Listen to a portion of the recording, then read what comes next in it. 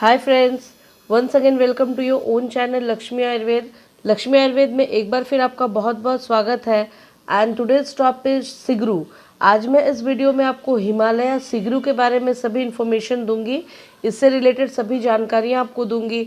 इससे ये किस डिजीज़ में बेनिफिशियल है, इसे कितनी मात्रा में लेनी है, ये किन किन बीमारियों में ये यूज़फुल है और इसकी प्राइस क्या है, सभी रिलेटेड इन्फॉर्मेशन इस वीडियो में मैं आपको दूंगी। और जिन फ्रेंड्स ने अभी तक मेरे चैनल को सब्सक्राइब नहीं किया है वे लोग जल्द से जल्द सब्सक्राइब कर ले ताकि न्यू नोटिफिकेशंस आप तक टाइम टू टाइम पहुंच सके। So let's start our video that is called Himalaya शिगरू। सबसे पहले मैं दिखा देती हूँ हिमालय शिगरू कैसी दिखती है।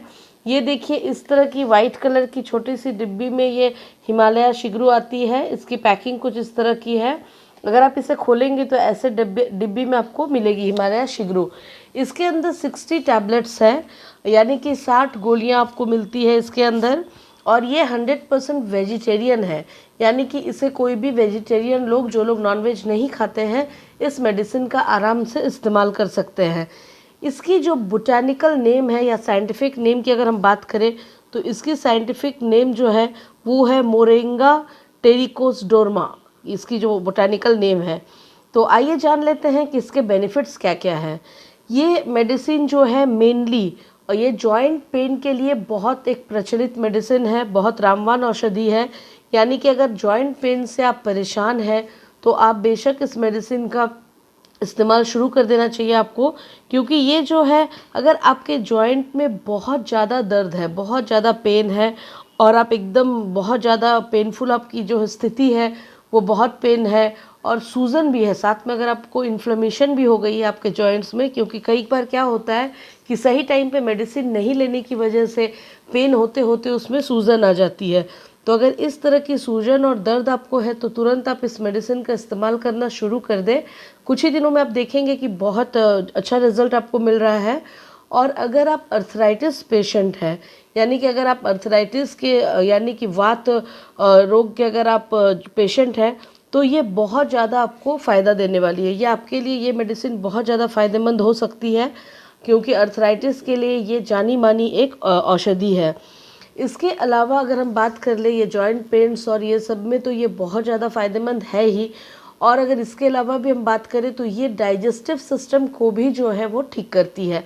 अगर आपकी डाइजेस्टिव सिस्टम सही नहीं है तो अगर आप इस मेडिसिन का इस्तेमाल करते हैं तो इससे आपकी डाइजेस्टिव सिस्टम भी धीरे धीरे ठीक हो जाती है।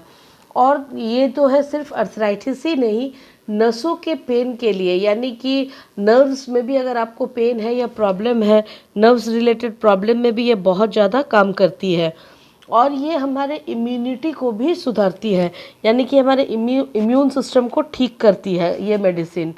और अगर आपने सुना होगा, एक बहुत कॉमन सी प्रॉब्लम है, वो है यूरिक एसिड। यूरिक एसिड से लोग अक्सर आजकल बच्चे बड़े बुज़ुर्ग सभी परेशान हैं।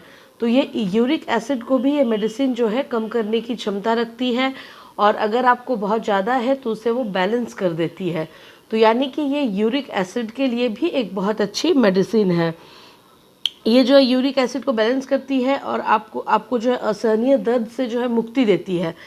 और गाउट प्रॉब्लम अगर आपको है, यानी कि गाउट रिलेटेड प्रॉब्लम्स अगर आपको कहीं भी कोई भी जॉइंट्स में अगर गाउट रिलेटेड प्रॉब्लम है और उसमें सूजन है, इन्फ्लेमेशन है, तो ये जो है ये मेडिसिन बहुत इफ़ेक्टिव है। उस केसेस में आप इसे लेना शुरू कर दें और आप कुछ ही दिनों में देखेंगे कि आपको बहुत अच्छा महसूस हो रहा है और आपके जितने भी पेन है या सूजन है वो धीरे धीरे कम होना शुरू हो जाएंगे।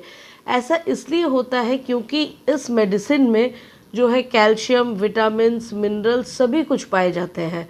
और सभी गुण होने की वजह से ये आपके बोन्स को सही मात्रा में जितनी न्यूट्रिएंट्स चाहिए उतनी पहुंचाती है ये मेडिसिन। अगर वो नहीं पहुंच पा रही है तो उतनी मात्रा में सही न्यूट्रिएंट्स आपके बोन्स तक पहुंचती है और वो धीरे धीरे रेक्टिफाई होना शुरू हो जाते हैं, ठीक होना शुरू हो जाते हैं। तो आपने देखा कि इस मेडिसिन के बोन्स के अलावा भी बहुत सारे जो है फंक्शन है, बहुत सारे यूजेस हैं। और आइए अब बात कर लेते हैं इसकी डोज की, यानी कि इसे कितनी मात्रा में हमें लेनी है। तो इसे जो है, इसमें से एक एक गोली सुबह शाम हमें लेनी है। 1 टैबलेट जो है सुबह में और शाम में आपको लेनी है। और खाना खाने के हाफ एन आवर के बाद आपको लेनी है, यानी कि आप नाश्ता करेंगे तो भी हाफ एन आवर के बाद आप लें। और शाम में भी अगर आप कुछ खाना खाते हैं तो उसके आधा घंटे बाद ही जो है इस मेडिसिन को आप लें। और एक बात मैं बता दूं, ये मेडिसिन चिल्ड्रंस के लिए बिल्कुल भी नहीं है, यानी कि बच्चों के लिए ये नहीं बनाई गई है। तो अगर बच्चों को गाउट या कोई भी अर्थराइटिस रिलेटेड प्रॉब्लम है तो आप इसे अपने मन से न दें, किसी अच्छे डॉक्टर से संपर्क करने के बाद ही जो है आप इसे उन्हें दें, क्योंकि ये बच्चों के लिए नहीं है।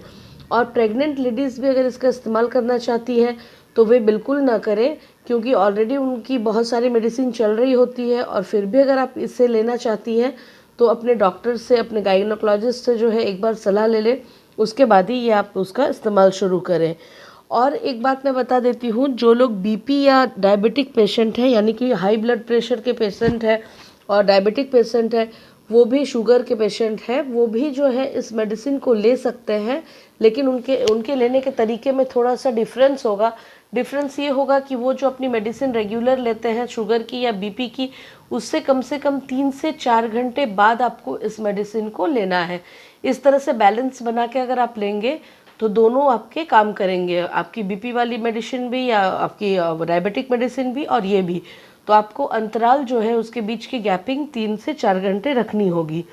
और इसमें कुछ परहेज है, जैसे कि अगर आप इस मेडिसिन का सेवन कर रहे हैं तो आपको थोड़ी सी परहेज ये करनी होगी कि आपको अल्कोहल बिल्कुल भी नहीं लेना है। अगर आप अल्कोहल बिल्कुल भी नहीं लेंगे तो आपको जो है सही रिज़ल्ट मिल पाएगा इस मेडिसिन का, और आपकी जो है रिज़ल्ट वो बहुत अच्छी आएगी।